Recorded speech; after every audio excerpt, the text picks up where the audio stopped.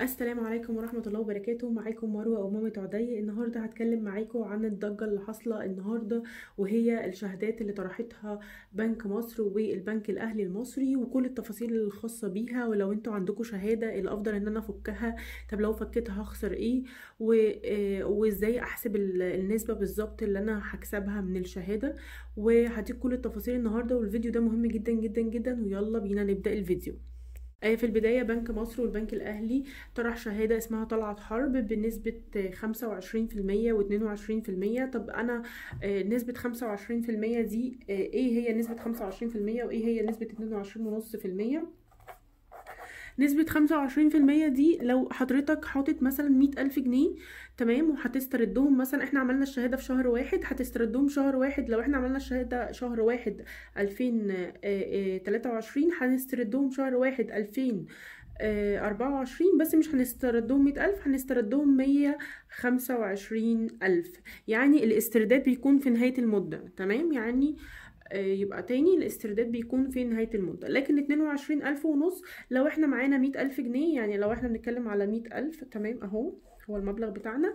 لو هنا برضو معانا 100,000 جنيه هيبقى 22,500. يعني في خلال السنة حضرتك هتاخد 122,500. يعني كل شهر بالظبط حضرتك هتاخد، يعني كل شهر حضرتك هتاخد او حضرتك هتاخدي 1875 جنيه. طيب احنا بنحسب النسبة ازاي؟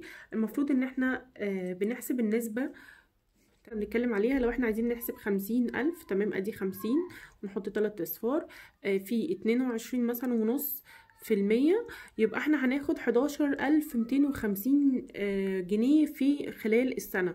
طيب لو انت عايز تحسبهم بقى على كل شهر هناخد كام، بنقسم على ال 12 اللي هو ال 12 شهر، يبقى بناخد 937 جنيه ونص كل شهر، تمام. ده المبلغ اللي احنا بنحسبه على حسب المبلغ بتاعنا.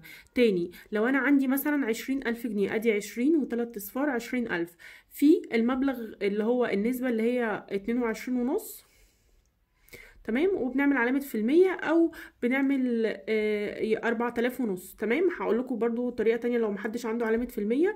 4,000 ونص على ال 12، يبقى احنا كل شهر هناخد من ال 20,000 375 جنيه، تمام. دي الطريقة أو اللي هي طريقة الحساب بتاعة المبلغ نفسه على حسب الشهادات. طريقة الحساب التانية اللي انا قلتلكوا عليها، اللي هي لو انا مثلا عندي اهو 10,000 جنيه، بعمل 10، تمام، وتلات اصفار اهو 10,000 في المبلغ نفسه اللي هو 22.5. انا دايما بحسب بال 22.5 عشان اغلبية الناس هتعمل اللي هي الفايدة الشهرية، لان طبعا انت هتستفاد اكتر لو نزلك فلوس كل شهر عن ان انت تاخد 25,000 جنيه في اخر السنة، تمام. 22 وبعدين اعمل يساوي، وبعدين بقسم على 100، بقسم اهو على 100، هيطلع المبلغ 2250.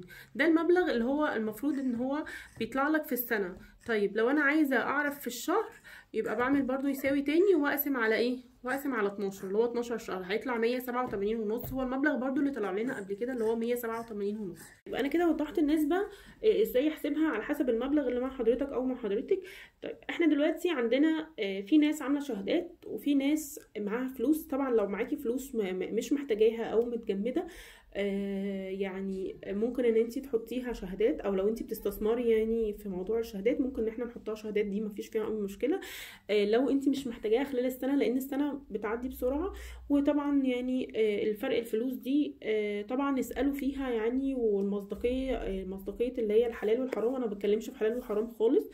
عايزين تسالوا دار الافتاء، انا بره الموضوع ده، انا بوضح لكم بس النسبه وطريقه الحساب بتاعنا، اللي هو الناس اللي مش فاهمه تعمل ايه او هتاخد كام من المبلغ بتاعها، فانا بوضحها لكم. طيب هو بنك مصر والبنك الاهلي اخر فتره كان اصدر شهادات بقيمه 11%. يعني الناس اللي معاها شهادات بقيمه 11%، وفي ناس تاني معاها شهادات بقيمه 16% و18%. يبقى انا عندي نوعين من الشهادات، تمام، اللي هي الشهادات اللي هي ال 11%، ودي اللي هي شهادات قديمه و14%. والنوع التاني اللي هي شهادات ال 16 وال 18.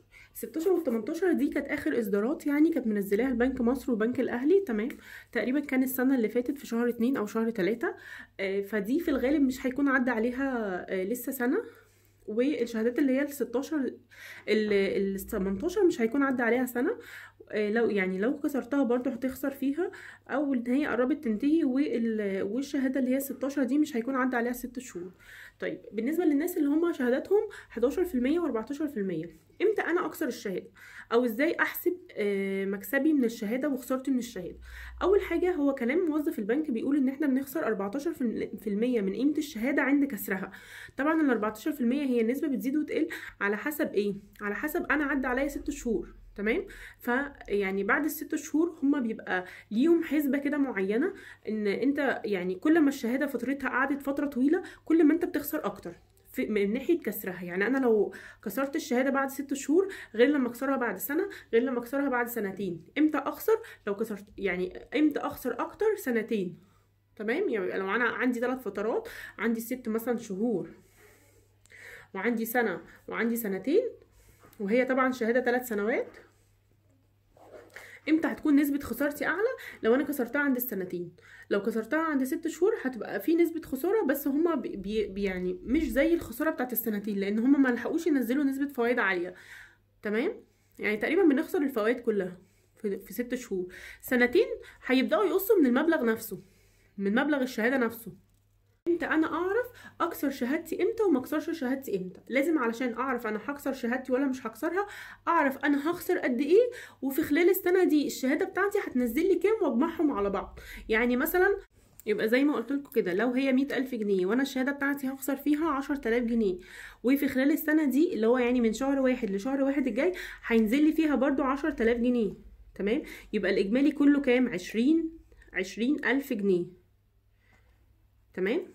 يبقى انا لما 20,000 جنيه وانا هكسب، لو عملتها لو عملت شهادات اللي هي 22.5%، هكسب 22,500. يبقى انا مكسبي 2,500.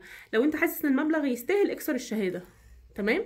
لان في حاجه كمان عايزه انوه عنها او عايزه اوضحها لكم.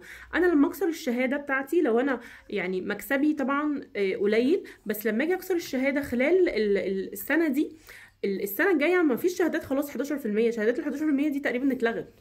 فانت لو شهادتك 11% يعني، فالافضل طبعا ليك ان انت تكسرها، لان انت يعني لما تخلص كمان السنه دي حضرتك هتعمل شهاده تانية السنه الجديده. تمام. ب 18%، ب 11، ب 15%، فهتكون نسبتها برضو اعلى من نسبه الشهاده بتاعت حضرتك.